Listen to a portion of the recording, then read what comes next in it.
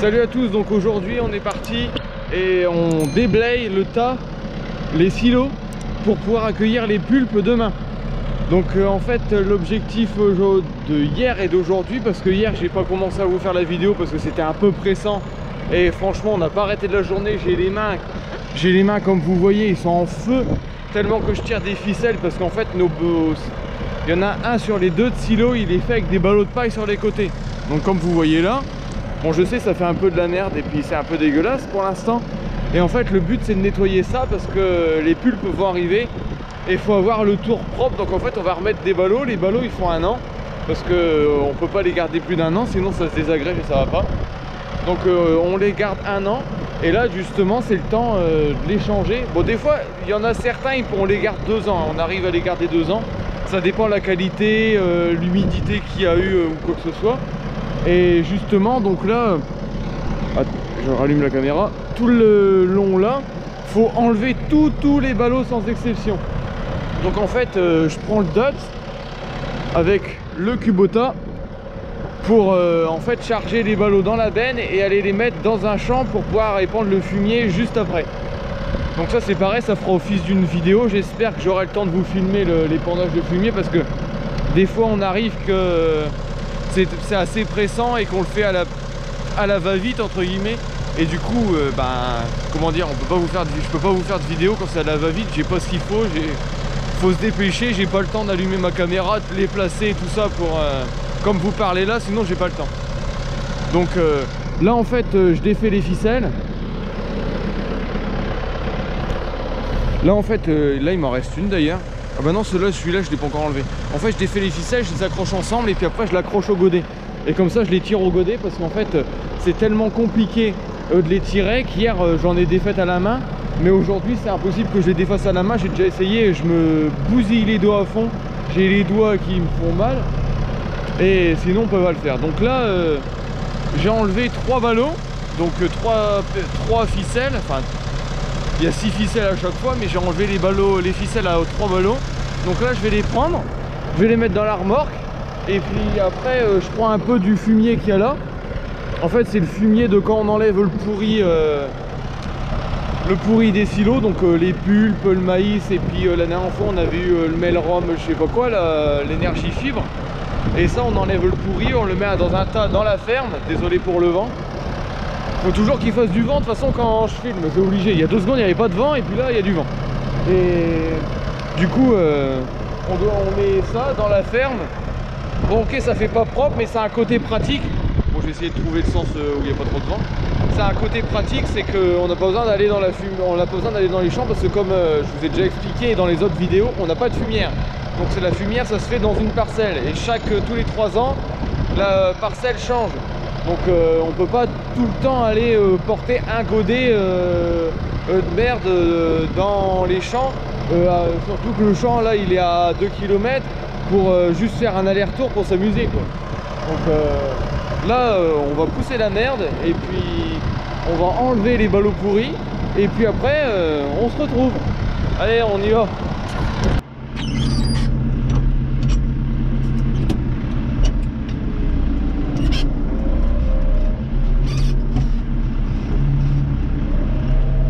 Le but étant de bien tout nettoyer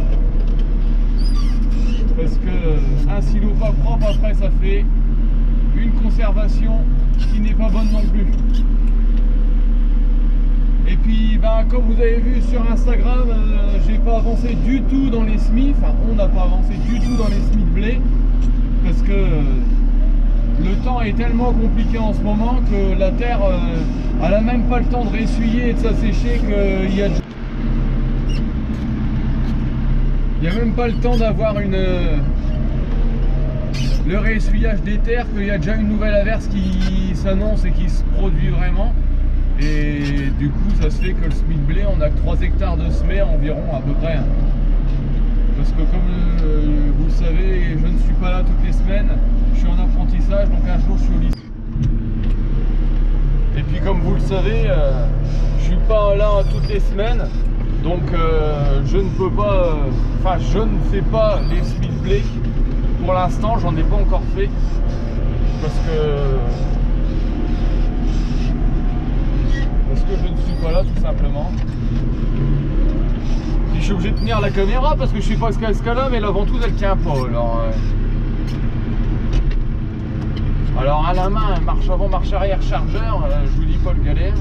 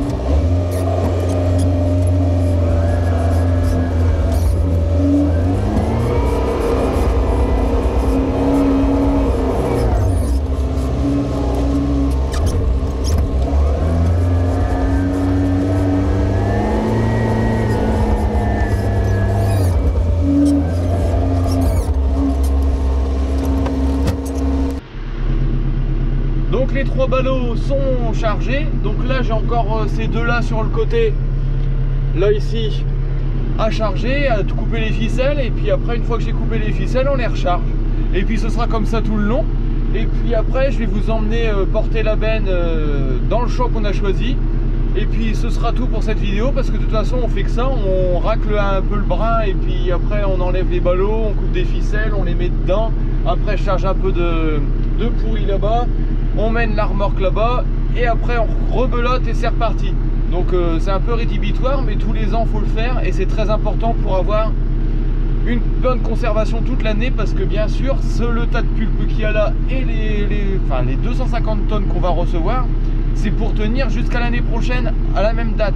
Donc il faut que ça se conserve bien et pas avoir trop de pourri, parce que ce qui veut dire que dit pourri, ça veut dire qu'on perd de la camelote, et justement c'est pas ce qu'on veut, parce que si on perd de la camelote, on a moins de nourriture pour nos vaches et après on est obligé de racheter de l'aliment pour combler ce manque là. Donc on fait ça et je t'emmène livrer dans la parcelle.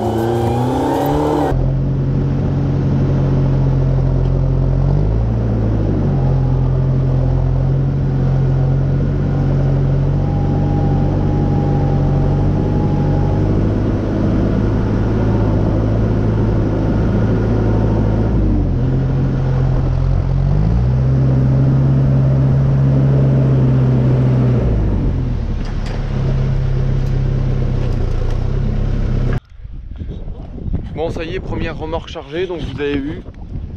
Hop.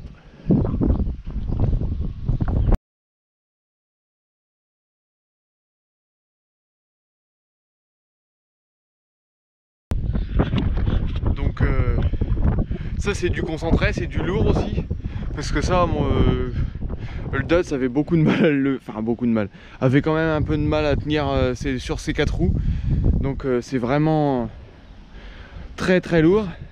En plus c'est comme c'est assez humide encore, donc c'est encore plus lourd. Et puis ça c'est ce qui reste. Donc là il y a un peu de bâche dedans, j'y suis pas allé parce qu'en fait c'est des bâches qui est resté dans dessous. Donc à mon avis c'était un stock de bâches et puis ça a été recouvert, j'en sais rien. Et puis là tout ce qui reste. Donc là on va essayer d'éliminer ça au fur et à mesure des voyages et puis ça devrait bien se finir. Donc là on va mener ça et puis juste avant de mener ça, moi je vais graisser un peu le dot parce qu'aujourd'hui on va faire ça, demain on reçoit les pulpes, il va pas arrêter de tasser, alors vaut mieux le graisser en avance que d'avoir de l'usure prématurée et surtout d'avoir de la casse parce que les axes sont déjà bien endommagés et bien vieux, donc pour éviter de les casser, faut graisser un maximum. Allez, on est parti. Donc ça y est, on est parti. Allez, on est parti mener ça dans la parcelle. Donc ça va, on a choisi la parcelle qui est juste en bas du chemin de la ferme. Comme ça, c'est pas très loin. Et puis ça nous sert un peu de dépôt aussi. Parce que ça paraît pas, mais on a pas mal de fumier qui nous reste. L'année dernière, j'ai que ça comme exemple qui me revient, mais on a fait beaucoup moins de fumier. Et cette année, ça en déborde. Malgré qu'on fait de l'échange pas de fumier, les voisins sont déjà venus nous en chercher, pardon. Et ça, là il nous en reste, mais je sais pas combien de tonnes de fumier qu'il y en a là. Et c'est que pour nous. Donc on va même en étaler un peu dans les pâtures par rapport aux autres années qu'on le fait dans les parcelles qui vont accueillir du maïs. Et là on va en faire dans les parcelles du maïs et aussi dans les pâtures. Dans les pâtures c'est pas ce qu'il y a de mieux parce que bien sûr on ne retourne pas la terre. Donc bon, on fait avec ce qu'on a.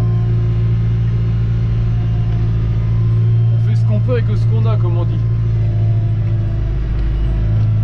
Donc là c'est assez bien chargé parce que je pensais qu'il y avait plus de ballots que ça dedans, mais en fait il n'y a pas beaucoup de ballots, il y a beaucoup de pourris. Donc le pourri c'est vachement plus lourd que les ballots bien sûr.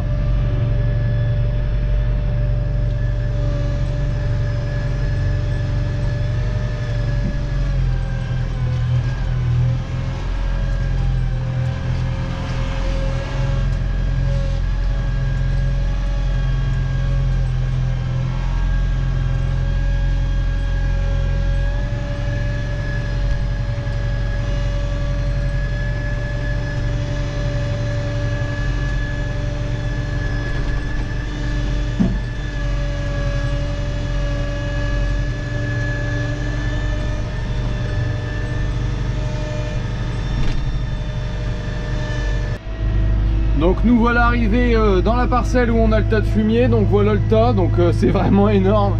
On n'a jamais eu autant dans le...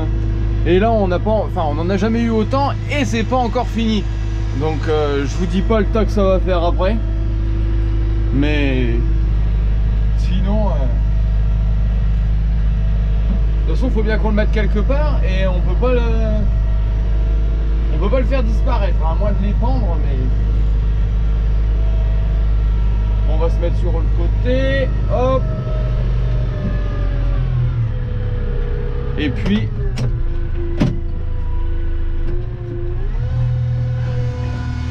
on est parti.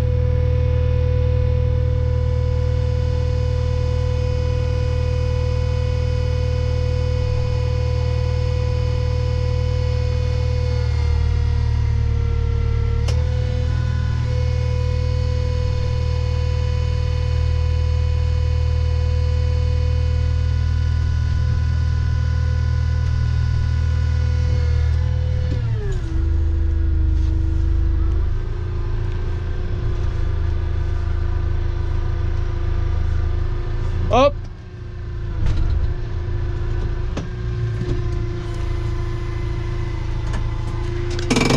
Le seul souci qu'on a avec la remorque, c'est que elle descend pas. Donc là, vous voyez, là, elle descend bien. Attends, je vais aller vous montrer. Et là, vous voyez, elle descend tout doucement. Avant, on était... Là, elle était déjà à ce vérin-là. Que là... Et là, vous entendez ? Et en fait là il y a un sifflement qui se fait et on se demande si c'est pas, parce qu'en fait là il y a un joint tournant pour que ça suit le vérin, et on se demande si c'est pas le joint là qui est passé à travers et qui se met justement en travers du chemin du liquide hydraulique. Quand je vérifie toujours si c'est les crochets là, hop, avec le pied parce que pour aller vite, parce qu'on a les doigts dedans. Et justement voilà, elle est toujours pas descendue. Et c'est ça un peu le souci, donc là il va falloir regarder ça. Donc le mécano il est déjà venu la dernière fois en fait, parce que justement il m'a refait mon tracteur et il m'a remonté. Et il a refait le DUTS aussi, parce que le DUTS il a un problème, c'est qu'il y a un filtre, un pré-filtre et un filtre après à gasoil.